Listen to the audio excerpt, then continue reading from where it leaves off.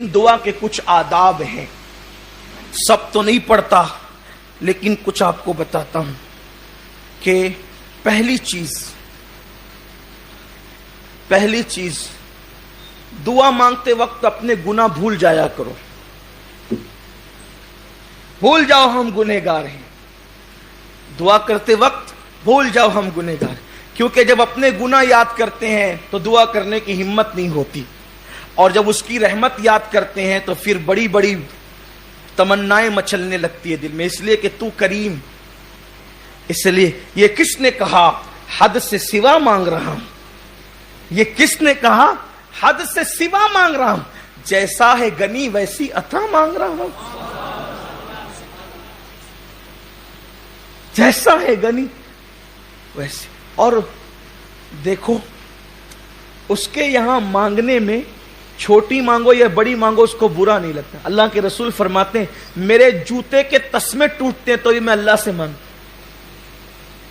اب کوئی بڑے مالدار کے گھر شادی کے دن جا کے کوئی کہے ذرا ایک ہڈی دے دے تو وہ کہے گا میں ہی ملا تھا مذاق اڑانے کے لیے، مجھ سے ہڈی مانگ رہا ہے جبکہ میرے دسترخوان پہ ہزاروں لوگ کھا رہے ہیں. تو کہا اچھا ٹھیک ہے پورا کھانا اٹھا کے دے دے.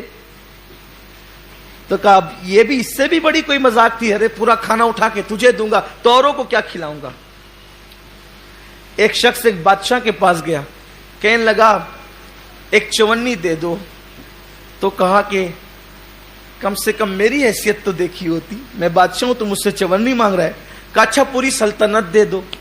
تو کہا اپنی حیثیت تو دیکھی ہوتی، اپنی ہے، لیکن میرے اللہ کے یہاں یہ نہیں ہے. چونی مانگ یا سلطنت مانگ وہ عطا کرتا، کمی نہیں. گڑ گڑاؤ مانگو. ہو دعا کے آداب میں سے ایک ادب یہ ہے کہ دعا کرتے وقت اپنے گناہ بھول جاؤ، اس کے کرم پہ نگاہ رہے، اس کے کرم کو یاد کرو، عنایتوں کو یاد کرو. اور دوسری بڑی چیز کہ دل حاضر رہے دعا کرتے. یہاں تو حال یہ ہے کہ ربنا آتنا فی الدنیا حسنہ. پوچھو یہ ربنا آتنا کیا ہے؟ کبھی سوچا بھی ربنا آتنا؟ جو دعا مانگو اور دعا میں دل حاضر نہ ہو وہ دعا رد ہے، بلکہ وہ دعا ہے ہی نہیں. کم سے کم بندہ جو مانگ رہا ہے وہ تو تجھے پتا ہو کہ تم مانگ کیا رہا ہے. یہ رٹو توتے والی دعائیں مقبول نہیں ہیں. جب تک دعا کا معنی نہیں سمجھے گا یہ دعا دل سے نکلے گی کیسے؟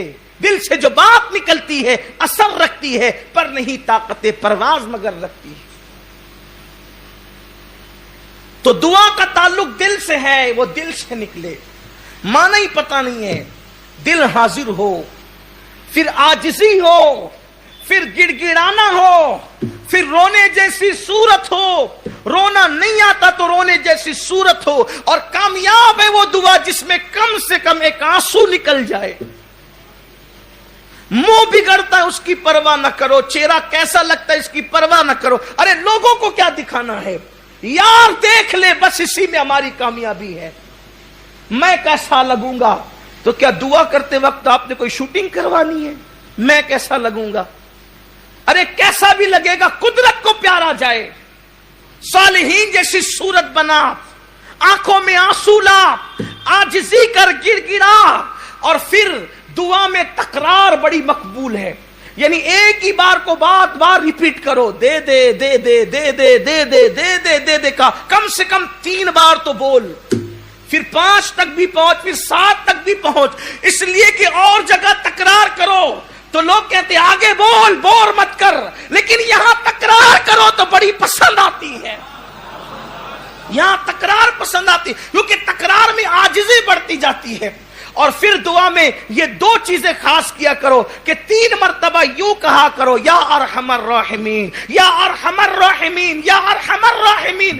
ارحم الراحمین کو پکارو، کہو یا اے سب سے بڑھ کر رحم کرنے والے. کیونکہ حدیث پاک میں آتا ہے ایک فرشتہ خاص اس کے لیے قدرت نے مقرر کر دیا ہے کہ جو 3 مرتبہ پکارے گا ارحم الراحمین ارحم الراحمین ارحم الراحمین، فرشتہ کہے گا 3 بار رحمان و رحیم کہنے والے اب مانگ، قدرت نے ہے، اپنے اوپر واجب کر لیا ہے، جو مانگے گا قدرت تجھے عطا کر دے گا۔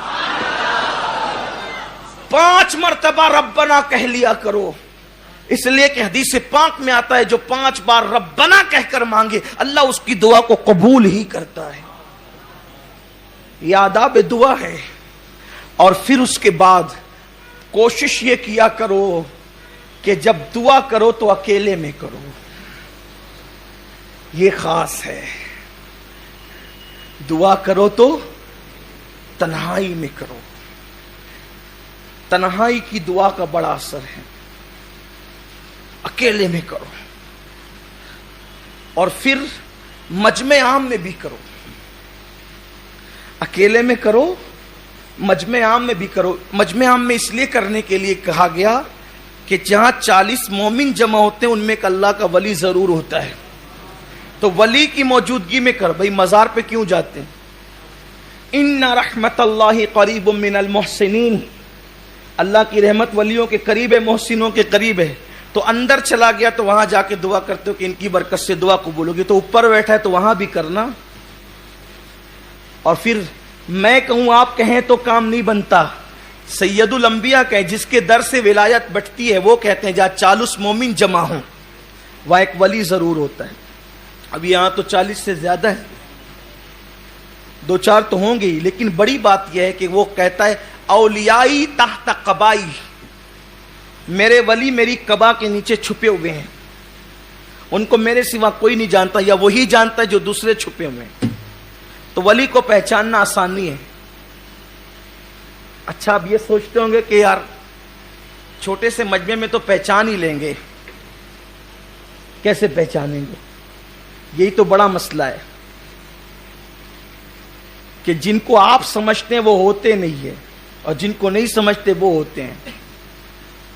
حدیث پاک میں آتا ہے اللہ کے ولیوں کی شان یہ ہے، بکھرے ہوئے بال ہے، پھٹے پرانے کپڑے ہیں، حالت یہ ہے کہ محفل میں آئے تو بھگائے جائیں، بیمار پڑ جائے تو کوئی عیادت کرنے والا نہ رہے، مر جائے تو کوئی جنازے میں شرکت کرنے والا نہ رہے۔ اور پھر شان یہ ہے کہ کسی بات پہ قسم اٹھا لیں تو قدرت ان کی قسم کو پورا فرما دیتی۔ اب یہ حدیث سنی تو ہر آگل پاگل کو پکڑ کر بیٹھ گئے کہ یہی ولی، اور پھر کہنے لگے یار جو اچھے لباس میں وہ ولی تو ہو نہیں سکتے، اگر اچھے لباس پہننے والا ولی نہیں ہو سکتا تو شیخ عبد القادر جیلانی میرے مرشد غوث پاک کے بارے میں آپ کا کیا خیال ہے کہ وہاں تو ہر دن نیا لباس ہے؟ اور پتہ چلا کہ اب آپ اس چکر میں پڑے نہیں، حضور نے کہہ دیا 40 میں ایک ولی ہوتا ہے، سوچو نا 40 ہے تو کوئی نہ کوئی تو ہوگا، ہم نے تو کیا کرنا، آم کھانا ہے، پیڑ تھوڑی گرنا ہے، ہوگا جو کہیں بھی بیٹھا ہوگا، کونے میں بیٹھا ہوگا، بیچ میں بیٹھا ہوگا، آگے بیٹھا ہوگا، پیچھے بیٹھا ہوگا، کھڑا ہوگا، کچھ بھی ہوگا، ہم نے نہیں تو دعا قبول ہونی چاہیے، بس فیض ملنا چاہیے، ہمیں کیا آم پیڑ گرنے سے مطلب، ہمیں صرف آم کھانا ہے۔ اور حضور نے کہہ دیا تو بات ہے، اور جتنا بڑا مجمع ہے پھر دعا اتنی زیادہ پر اثر ہے، اس لیے کہ جتنے زیادہ ہوں گے اتنی زیادہ مقبول، اسی لیے اجتماعی دعا رکھی جاتی ہے اکثر، اجتماعی دعا۔ اور آپ سوچیں گے کہ 40 میں ایک ولی کیسے ہوتا ہے؟ اصل بات یہ ہوتی ہے کہ اللہ والے ایسے مجمع میں پہنچ جاتے ہیں اس مجمع کی قبولیت کی ضمانت بن کر کہ وہاں لوگوں کی بگڑی بن جائے۔ اسی لیے تو کہا گیا نا جہاں دینی محفل منعقد ہو وہاں جایا کرو، وہاں پہنچا کرو دینی محفل میں، کہ ایک دینی محفل میں پہنچنا جو ہے وہ 70 گناہوں کی محفل کا کفارہ بن جاتا ہے۔ ایک دینی محفل میں پہنچنا 70 گناہوں کی محفل کا کفارہ بن جاتا ہے۔ تو اس لیے تنہائی میں دعا کیا کرو، پھر اس کے بعد مجمع عام میں دعا کیا کرو،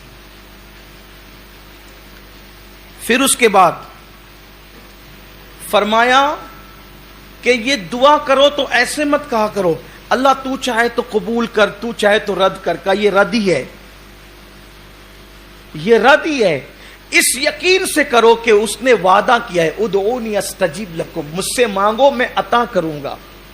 تو اس نے وعدہ کیا ان اللہ لا یخلف المیعاد، وہ اپنے وعدے کے خلاف نہیں کرتا، تو اس یقین سے کرو کہ اللہ تو نے وعدہ کیا ہے، میرے مانگنے کی ہوشیاری نہیں ہے، میری دیر ہوشیاری نہیں ہے, میرا کوئی معاملہ نہیں ہے, تو نے وعدہ کیا تو تو اپنے کرم سے قبول کرے گا, اور وہ قبول ہی کرے گا. اللہ فرماتا ہے میرا بندہ میرے ساتھ جیسا گمان کرتا ہے میں اس کے ساتھ ویسے فیصلہ کرتا ہوں. پھر جب دعا کرو تو دعا کرنے کی قبولیت کی نشانی یہ ہے کہ دعا کرنے سے پہلے کچھ نیک عمل کرو. مثال کے طور پہ دعا کرنے سے پہلے چپکے سے صدقہ دو, خاموشی سے صدقہ دو, ہو سکے تو 2 رکعت نفل پڑھو, قبلے کی طرف رخ کر کے بیٹھو, 2 زانوں بیٹھو, پہلے اللہ کی حمد بیان کرو, پھر حضور پہ درود پڑھو, پھر اپنے گناہوں سے توبہ کرو, پھر اللہ کی بارگاہ میں مانگو. پھر کہا اس کی رحمت کو محدود مت کرو, اس کی رحمت کو محدود مت کرو. یہ مت کہو اللہ مجھے یہ دے, مجھے یہ دے, مجھے یہ دے, بلکہ یہ کہو ہمیں یہ دے, ہمیں یہ دے, ہمیں یہ دے. دیکھو حدیث حضور نے جو دعائیں کی ہے, ربنا اے ہمارے رب, آتنا عطا کر ہمیں, فی دنیا حسنا اچھی دنیا, وفی الآخرت حسنا اچھی آخرت عطا کر, وقنا عذاب النار اور ہمیں عذاب سے محفوظ فرما. یعنی سب کو ملاؤ. اب سب کو ملانے سے فائدہ کیا؟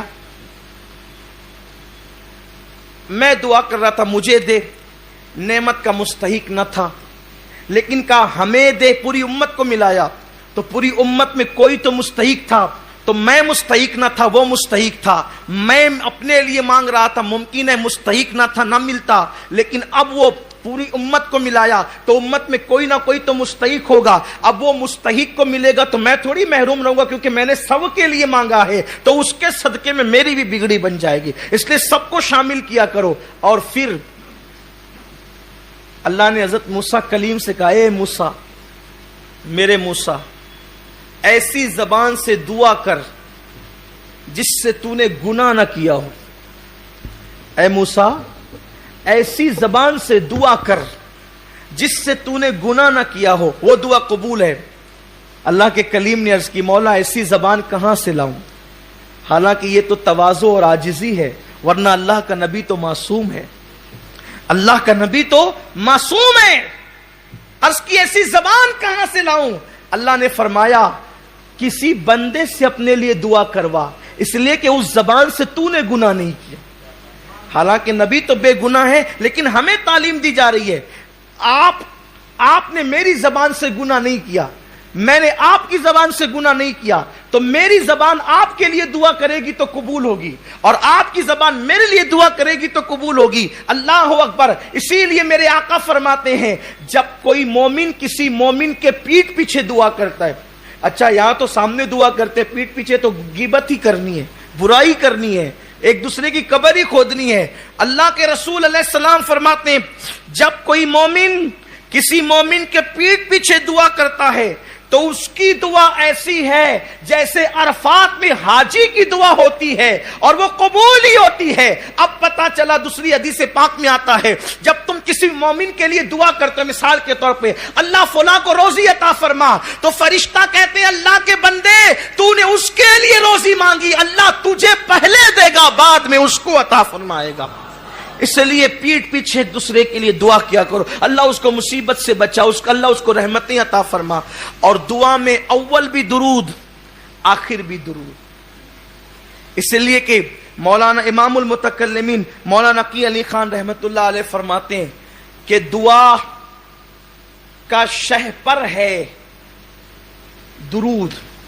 شہپر پرندے میں جو اس کے بازو ہوتے ہیں نا, کئی پر ہوتے ہیں, شہ پر اس کو کہتے ہیں جو بڑا پر ہوتا ہے اور اس کی وجہ سے پرندہ اوپر اڑتا ہے, اس کو شہ پر کہتے ہیں.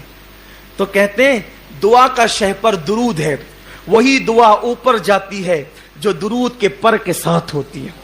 جس دعا میں درود نہیں ہوتا پھر وہ دعا فاروق اعظم کہتے ہیں زمین اور آسمان کے درمیان لٹکی معلق رہتی ہے جس میں درود نہیں ہوتا. اس لیے کہ اول درود مقبول, بعد میں درود مقبول. اللہ کی شان سے بعید ہے کہ وہ پہلا قبول کرے, آخری قبول کرے, بیچ کا چھوڑ دے. پہلا قبول کرے گا, آخری قبول کرے گا, تو بیچ کا بھی قبول ہی کرے گا.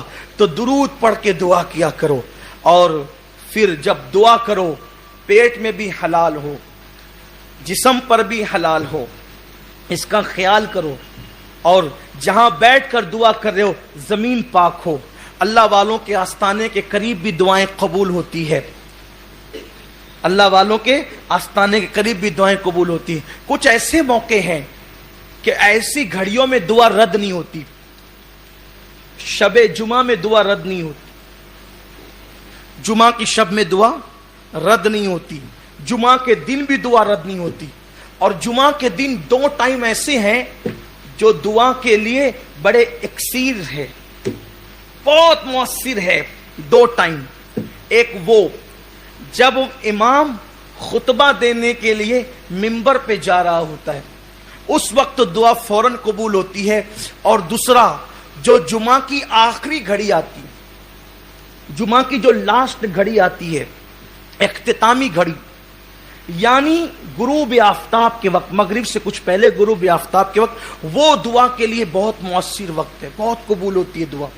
फिर अजान के बाद से लेकर 5 वक्त, अजान के बाद से लेकर जमात खड़ी होने तक, शेख अबू तालिब मक्की कुव्वतुल कुलूब में लिखते हैं, अजान और जमात के दरमियान दुआ की कबूलियत ऐसे है जैसे शबे कद्र में दुआ कबूल होती है।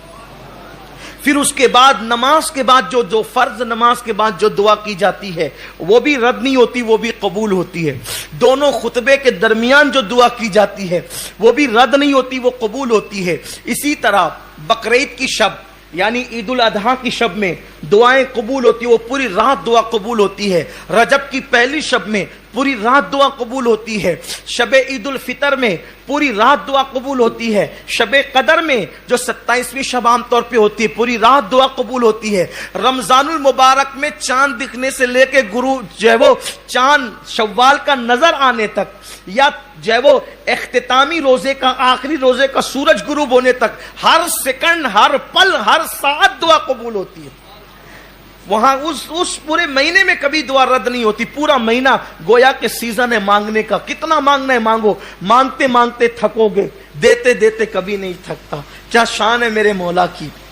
तो शबे ईद उल फितर, रमजान शरीफ का पूरा महीना, फिर इसी तरह से शबे बरात, फिर इसी तरह से जब किसी का इंतकाल हो, जब किसी की रूह निकलती हो, तो वहां भी रहमत के फरिश्ते होते हैं। तो वहां जबान से कोई ऐसा कलमा मत निकालो, इसलिए कि वहां जो भी बातें होती है फरिश्ते उस पे आमीन कहते हैं। तो रूह निकलते वक्त का मामला भी बड़ा जो है वो कबूलियत दुआ का होता है जब किसी के, और खास तौर पे रूह निकलने के बाद जब किसी मोमिन की आंखें बंद होती है उस वक्त भी दुआ कबूल होती है। यह भी दुआ की कबूलियत का वक्त है। इसी तरह बारिश बरसती है तो भी दुआ कबूल होती है, दुआ मुस्तजाब होती है। देखो दुआ तो हर वक्त कबूल होती है, यहां जो कबूल होने से मुराद है वो ये है कि दुआ का असर जल्दी जाहिर होता है। इसी तरह जब मुर्ग बांग देता है, अजान देता है, उस वक्त भी दुआ कबूल होती है, इसलिए कि मुर्ग अजान उस वक्त देता है जब वो रहमत के फरिश्तों को देखता है, जब वो रहमत के फरिश्तों को देखता है। हैरत की बात यह है कि लोग रसूलुल्लाह के मुतालिक कहते हैं कि उनको दीवार के पीछे की खबर नहीं। अरे यार, जिस मुर्गे को तू 200-500 रुपए में खरीद करके खाता है वो रहमत के फरिश्तों को देख लेता है, जिसे मौलवी देख नहीं पाता उसे वो मुर्गा देख लेता है। आप गौर करें, ये बेचारा जिंदगी भर यही तकरीर करता रहता है कि उन्हें तो दीवार के पीछे की खबर नहीं, दीवार के पीछे खबर। ओ तेरी 2 टांग का मुर्गा देख रहा है, रात दिन वो देख रहा है और अजान पढ़ रहा है, और उस वक्त तो दुआएं कबूल हो रही है। हैरत की बात है कि लोग ये हदीस नहीं पढ़ते। ये हदीसें लोगों की नजर में आप सोचते होंगे यार उनकी बात क्यों आ गई। उनकी बात इसलिए आ गई कि आपका अकीदा महफूज होना चाहिए, वरना फिर इन बातों का फायदा क्या है। हमारा मकसद है अल्लाह के रसूल सल्लल्लाहु अलैहि वसल्लम की सच्ची वफा के साथ जियो, इसी का नाम ईमान है। वरना अगर उनके साथ वफा नहीं है तो फिर कोई दुआ भी असर वाली नहीं है, फिर कोई इबादत भी असर वाली नहीं है। असल मकसद दुनिया में आने का मुस्तफा जाने रहमत के साथ वफा है। हजरत बेदम शवारसी रहमतुल्लाह अलैह कहते हैं कि दुनिया में क्यों आए, वो कहते हैं अदम से लाई है हस्ती में आरज़ुए रसूल, कहां कहां फिरती है, कहां कहां लिए फिरती है जुस्तजुए रसूल। बलाए लूं तेरी ए जज्बे शौक़े सल्ले अला कि आज दामन दिल खिंच रहा है सुवे रसूल। और अजब तमाशा हो मैदान हश्र में बेदम कि सब हो पेशे खुदा और मैं रूबरूए रसूल। तो याद रखिए, जब मुर्गा अजान दे, बारिश हो तब दुआ करो, मुर्गा अजान दे, भांग दे, तब भी दुआ की कबूलियत का वक्त है, उस वक्त भी दुआ कबूल होती है। फिर उसके बाद कभी कभी ऐसा होता है, आप गौर, बस अब बात खत्म करता हूं, टाइम हो गया है। कभी कभी ऐसा होता है कि आपके दिल में बड़ी दिक्कत आती है, कभी देखना ऐसा इत्तेफाक होता है, दिल ज्यादा इबादत को चाहता है, दिल कभी रोने को करता है, आंख में आंसू आने लगते हैं, यानी दिल नरम हो जाता है। तो हदीस पाक में आता है, जिस वक्त दिल नरम पड़ जाए उस वक्त दुआ करने को गनीमत जानो, कि उस वक्त जो दुआ की जाती वो फौरन कबूल होती। आपसे गुजारिश है, और भी उन्वान बहुत बाकी है अभी, लेकिन इस उन्वान को हम मजीद आगे नहीं बढ़ाएंगे क्योंकि हमारा मकसद पूरा हो गया। तरगीब दिलाना था दुआ कर, और मैं समझता हूं कि इतनी चीज काफी है एक मोमिन के लिए कि वो दुआ करने पर उसको उभारने के लिए काफी है। हर वक्त दुआ करते रहो। मुसाफिर की दुआ कभी रद्द नहीं होती, मुसाफिर की दुआ कभी रद्द नहीं होती। इसी तरह बीमार की दुआ रद्द नहीं होती, बीमारों से दुआ कराओ, मुसाफिरों से दुआ कराओ, माँ बाप से दुआ कराओ। फारूक आजम मदीने मुनव्वरा के छोटे छोटे बच्चों को कहते थे मेरे लिए दुआ कर। अच्छा, आज एक फैशन बन गया है दुआ में याद रखना, तो सामने वाला कहता है इंशाअल्लाह, ना वो कभी अपने लिए करता है ना उसके लिए करता है, इल्ला माशाअल्लाह, है ना, यही होता है। ऐसा नहीं, जब भी आपसे कोई दुआ की गुजारिश करे आप फौरन वही उसके लिए दुआ। और दुआ करने का तरीका बता देता हूं, होशियारी करो थोड़ा सा, कि जब दुआ करो तो अपने आप को शामिल कर लिया करो। कैसे? अल्लाह आपकी मेरी हर मुराद पूरी फरमाए, अल्लाह मेरी आपकी हम सब की मुरादें पूरी फरमाए, तो उसके लिए भी दुआ होगी, अपना भी काम हो गया, तो उसके सदके में अपनी बिगड़ी बन गई। इंशाअल्लाह कह के, इंशाअल्लाह कहो, इंशाअल्लाह कह के फिर आगे के लिए मत, वही दुआ कर दो, फौरन दुआ कर दो। और यार दुआ करने से बिगड़ता क्या है? अगर किसी का काम बनता है अपने जबान हिलाने से, और बिल्कुल दुआ कबूल होनी। और एक बात ये तंबी के तौर पे याद रखना, जब दुआ का असर कबूल जाहिर हो ना, कि दुआ कबूल हो जाए, जब दुआ कबूल हो जाए, तो जब कोई कहता है ना माशाअल्लाह आपकी दुआ से बेटा हो गया, तो आदमी अंदर फूलता है, देखा मेरी दुआ से हो गया। नहीं, ये मुशरिकों की अलामत है, ये मुशरिकों की अलामत। अल्लाह कुरान में कहता है जब उन पे मुसीबत आती है तो दुआ करते हैं, और जब दुआ कबूल हो जाती है तो उसको अपनी होशियारी समझते हैं, उसको अपना अमल समझते हैं। बल्कि जब दुआ कबूल हो जाए तो ये कहो कि मैं तो इस काबिल न था, करीम ने करम किया कि उसने कबूल कर लिया, उसने कोई उसका करम है, उसने कबूल कर लिया। अपना अमल मत समझो, अपनी होशियारी मत समझो, अपना तकवा मत समझो, अपनी परहेजगारी मत समझो, उसका करम। अरे वो रद्द करने पर आए तो बड़े बड़े मुत्तकियों की रद्द कर दे, और अगर वो कबूल करने पर आए तो फिर फिरौन की भी कबूल कर रहा है ना। आपने अभी सुना, फिरौन की भी सुन रहा है वो। इसलिए याद रखना, दुआ की कबूलियत को अपना अमल मत समझना, अपनी होशियारी मत समझना, अपना तकवा मत समझना, उसका करम और खालिस उसका करम। यहां तो हालत यह है कि अगर दुआओं से बच्चे भी पैदा हो जाएं तो भी माइक पे खड़ा करते हैं कि जरा बताओ कि कितने बच्चे हमारी दुआ से पैदा हो, कितनों को रिश्ता हमारी दुआ से मिला। ये इंसान कहता है आपको क्या हक है? ये क्यों नहीं कहते कि उसने करम किया है तो बिगड़ी बनी है? अगर वो करम न करता तो कोई उस पर जबर था। इसलिए खबरदार। और फिर दुआएं कराते रहो। फारूक आजम छोटे छोटे बच्चों से दुआ कर, बूढ़ी औरतों से दुआ कराओ, बूढ़ों से दुआ लो, इसलिए कि जो काम हजारों साल की मेहनतों से नहीं होता वो काम दुआओं की बरकत से हो जाता।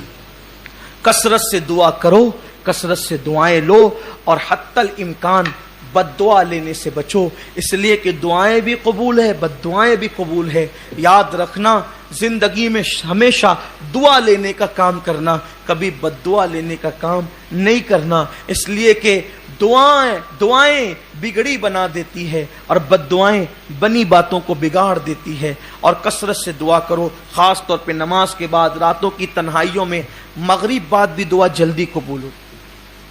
فجر سے پہلے تہجد کے وقت بھی دعا جلدی قبول ہوتی. اللہ